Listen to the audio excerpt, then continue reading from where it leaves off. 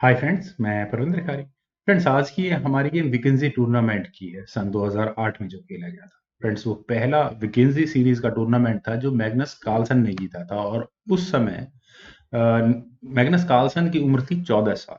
Friends, इस tournament में Magnus Carlsen ने एक गेम विश्वनाथन आनंद के साथ खेली थी। बहुत ही एग्रेशन के साथ ये गेम खेली गई थी, और विश्वनाथन आनंद एक बहुत क्लोज फाइट में थे यहाँ इस गेम में। तो चलिए फ्रेंड्स, देखते हैं गेम में एक्चुअल में क्या हुआ था। E5 के साथ यहाँ मैग्नस कार्लसन ने शुरू किया था। विश्वनाथन आनंद ने यहाँ सिसिलियन डिफेंस से शुरू किया। Knight F3, then D6, D4, C takes D4, knight takes D4, then knight F6 square पर, knight C3, then A6, bishop E2, तो E6, A4, then night C6 square पर, और इसके बाद यहाँ मैग्नस कार्लसन ने कैसल किया। बिशप E7, ब्लैक भी अब कैसल करने की पूरी तैयारी में है। बिशप E3 यहाँ व्हाइट ने किया, then castle by Viswanathan Anand. Queen F4, then queen C7 square पर, king H1, then rook E8, bishop F3, then रुक B8 स्क्वायर पर, queen D2, then bishop F8 square पर, ताकि माइट भी किसी तरह का जब बाई चांस कुछ इस तरह की गेम प्ले हो तो पहले से प्रिपरेशन में मेजर्स मैं कह सकता हूँ, लेकिन ऐसा है नहीं। क्वीन F2 काफी समय लगने वाला है अभी उन सब बातों में।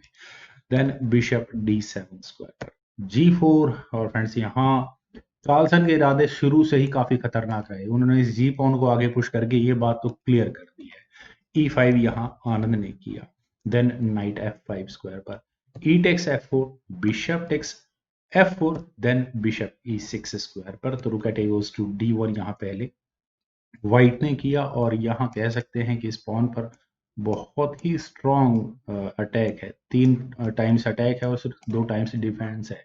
वैसे तो मेरे ख्याल से रुक का भी डिफेंस हो सकता था, लेकिन यहाँ आनंद ने ज्यादा बेटर मूव चला। उन्होंने यहाँ नाइट को E5 स्क्वायर पर प्लेस करके काफी हद तक प्रॉब्लम से निजात पा ली है, मैं कह सकता हूँ यहाँ पर। यहाँ हुआ bishop takes E5, D takes E5 होने के बाद G5, नाइट पर अटैक बना, नाइट गया D7 स्क्वायर पर। मैग्नस कार्लसन यहाँ बहुत ज्यादा एग्रेसिव खेल रहे हैं। नाइट D5, क्वीन पर अटैक, तो क्वीन गई C6 स्क्वायर पर। और अब इस पॉइंट पर कार्लसन यहाँ काफी एग्रेसिव इस गेम को खेलते जा रहे थे।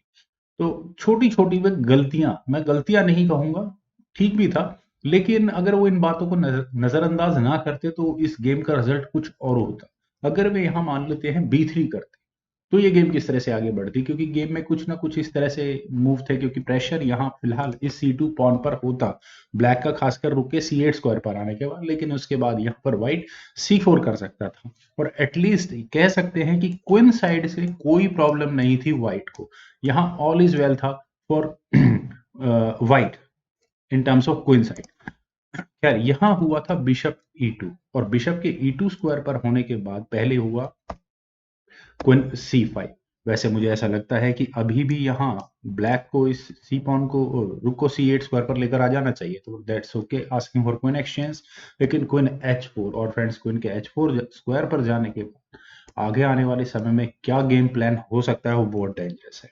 यहाँ पर पहले आनंद ने क्वीन टेक C2 किया, और ये एक छोटी सी वीकनेस क्रिएट हुई है। और एग्जैक्टली इस पॉइंट पर इस A4 पॉन पर भी अटैक है, तो शायद A5 कुछ किया जा सकता था, लेकिन रुक C1 पहले यहाँ कार्लसन ने किया।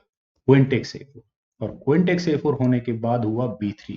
क्या मैग्नस कार्लसन को अपने तीनों पॉन का ही ध्यान नहीं था? तीसरा पॉन भी यहाँ उन्होंने फंसा दी, मतलब गिफ्ट कर दिया आनंद को। लेकिन अगर यहाँ आनंद क्वीन टेक्स B3 करेंगे तो यहाँ कार्लसन पहले रुक को C3 स्क्वायर पर लेकर जाएंगे, और रुक के C3 स्क्वायर पर आने के बाद पहले तो क्वीन पर अटैक होगा, और उसके बाद डायरेक्टली यहाँ ये रुक H3 स्क्वायर पर जाकर चेकमेट कर ही देगा।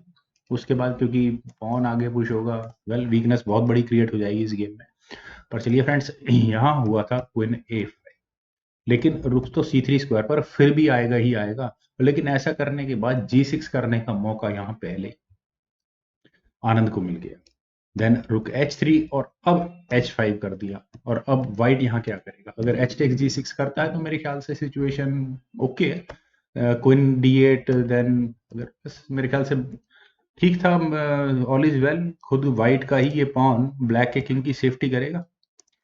यहाँ हुआ था बिशप F3, और बिशप के F3 स्क्वायर पर आने के बाद यहाँ डेफिनेटली व्हाइट अपने इस बिशप को भी सेक्रीफाइस करने के मूड में है।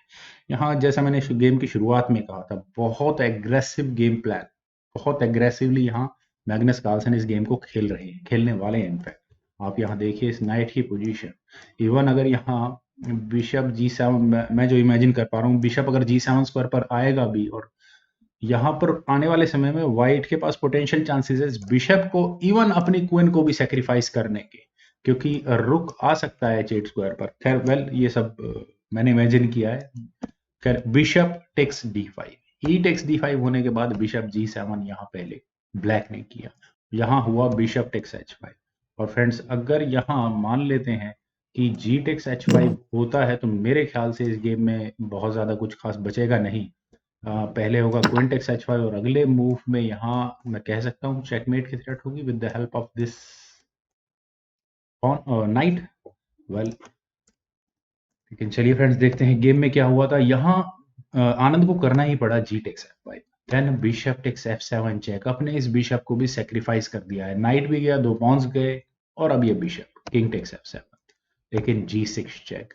और ऑब्वियस है किंग टेक्स G6 हो नहीं सकता, अगर आनंद ऐसा करते हैं तो रुक G3 चेक होगा, किंग के लिए बचेगा F7 square, rook takes F5 check. अकेला किंग और उसके शिकार के लिए यहाँ ये 3 मेजर पीसेस, नाइट अगर बीच में लग भी गया तो रुक टेक्स G7 चेक होगा, किंग टेक्स G7 होने के बाद क्वीन टेक्स F6 चेक होगा। और कितने मूव्स लगेंगे अब यहाँ इस गेम को चेकमेट तक पहुंचाने में? बहुत ज्यादा देर नहीं लगने वाली है। वेल यहाँ हुआ था किंग G8, ये पॉन नहीं लिया जा सकता, और एग्जैक्टली इस पॉइंट पर मैग्नस कार्लसन एक बहुत क्रूशियल पॉइंट मिस कर गए। अगर वे यहाँ रुक टेक्स F5 कर देते हैं तो क्या कोई तरीका होगा इस चेकमेट से बचने का?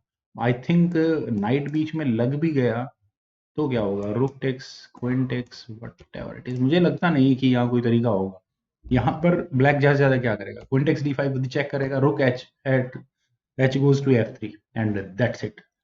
क्वीन टेक्स F3 ही करना पड़ेगा, रुक टेक्स F3। लेकिन अगर मैं बात करूं यहाँ इस पॉइंट पर मटेरियल काउंट की, 3 पॉन्स व्हाइट के पास, 3 पॉन ब्लैक के पास, दैट्स ओके।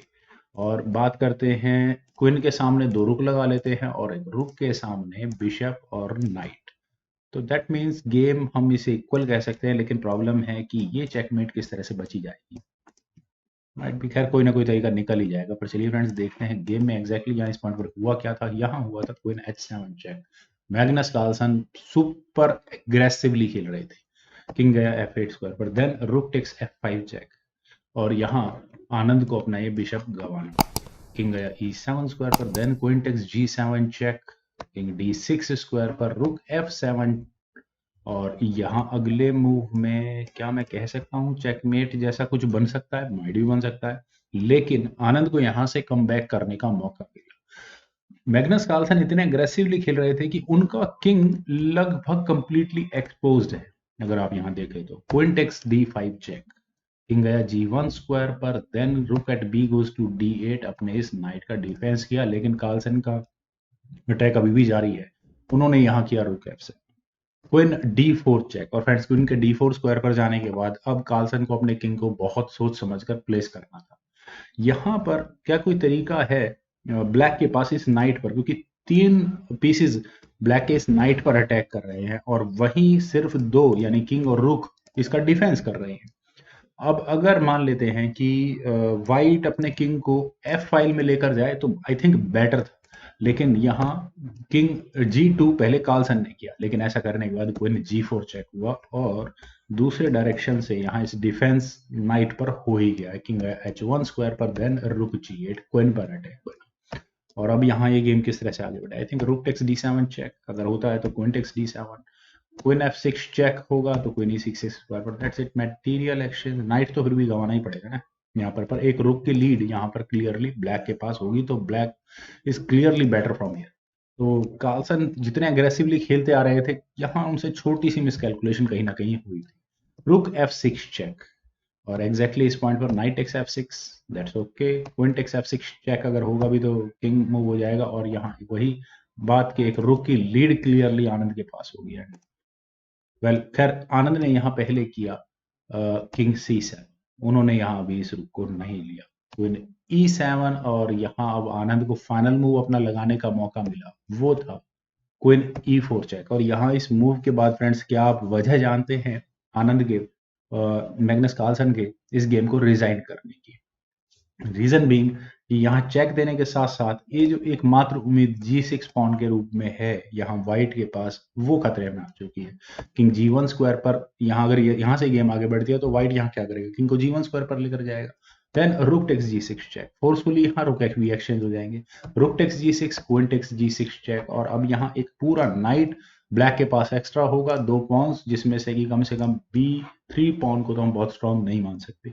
किंग मूव करना ही होगा। देन रुक F8 चेक, फोर्सफुली एक बार जैसे ही यहाँ पर ब्लैक ने अपना रुक एक्सचेंज करवा लिए बाय एनी मींस, जैसे इसी में queen takes F8, then queen takes H7। मेरे ख्याल से अब इस गेम को नाइट की मदद से जीतना शायद ब्लैक के लिए बहुत बड़ी प्रॉब्लम नहीं रहने वाली। तो इसी कारण से यहाँ इस पॉइंट से मैग्नस कार्लसन ने रिजाइन कर दिया। फ्रेंड्स, ये बात खास ध्यान रहे कि मैग्नस कार्लसन की उम्र उस समय 14 साल थी और वे यहाँ इतनी अग्रेसिव गेम खेल रहे थे वर्ल्ड चैंपियन के सामने। एक छोटी मोटी चूक है, वर्ल्ड चैंपियन थे सामने तो वो आराम से उस गलती को पकड़ सकते थे। फ्रेंड्स, मुझे उम्मीद है कि आपको ये वीडियो, ये गेम और मेरी प्रेजेंटेशन जरूर पसंद आई होगी। तो आप लोग इस वीडियो को लाइक करें, शेयर करें और मेरे इस यूट्यूब चैनल चेस गुरु को प्लीज सब्सक्राइब जरूर करें। आपके कमेंट्स का एज यूजुअल मुझे बेहद इंतजार रहता है। Thank you for watching and bye for